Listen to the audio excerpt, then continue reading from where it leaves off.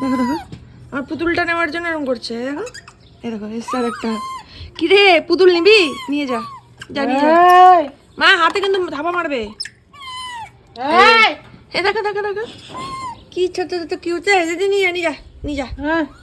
যাক নিয়ে যাক, কি করবে? ফেলবে। পুতুল নেওয়ার জন্য কাঁদছে।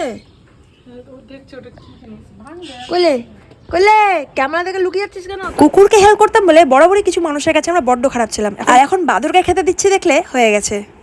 যখন যখন এই বাচ্চাগুলো আমাদের বাড়িতে আসে না আর মা খেতে দেয় ওদেরকে, আমার সত্যি তখন খুবই ভালো লাগে। আর একটা সত্যি কথা বলছি, আমি যখন কারো হেল্প করতে পারি না তখন সত্যি দিনটা আমার জন্য খুব স্পেশাল হয়ে যায়। এটা আবার নিয়ে আসে একে দিলা না না আরেকটা ছিল।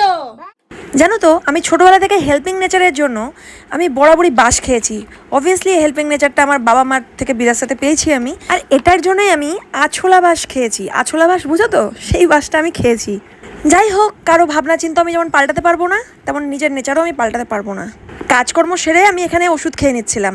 এই গরমকালে না মা আমাকে রান্না বেশি করতে দেয় না, তো যেহেতু রান্না করতে দেয় না সেহেতু আমি চেষ্টা করি সবসময় যে টুকরো টুকরি কাজগুলো করে মাকে যতটুকু পারা যায় হেল্প করা যায়। আর এখানে মা ব্যবস্থা করছে আলুর পাঁপড় দেওয়ার জন্য, মানে ওই যে আলুগুলো দেখলে সেদ্ধ করতে দেওয়া হয়েছে সেগুলো এখন শুকাতে দেবো। বেশ কিছু কাজ করে আমি হাঁপিয়ে গেছিলাম, তাই হলে একটু বসে জিরিয়ে নিই আমি। এরপরে এখানে আমি দেখো প্রস্তুত নিচ্ছি কীভাবে আমি পাঁপড় দেবো ছাদে, মানে আলুগুলো শুকাতে দেবো আর কি। যদি এরকম প্রোটেকশন না নিয়ে ছাদে আমি নামি তাহলে এই যে রোদ উঠেছে এই রোদে পুরো ঝলসে পুড়ে একদম দাঁড়কাক হয়ে যাবো আমি।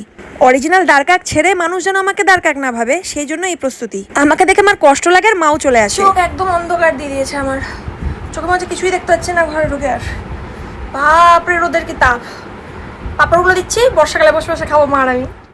আর সপ্তাহে 2 দিন বাদে আমাদের বাড়িতে কিন্তু প্রায় দিনই মাছ হয়, কারণ মাছটা আমি বরাবরই খুবই ভালোবাসি। মাংসের থেকেও মাছ বেশি ভালোবাসি আমি একদম টাটকা বাঙালি, মাছ ছাড়া কিছুই বুঝতে চায় না।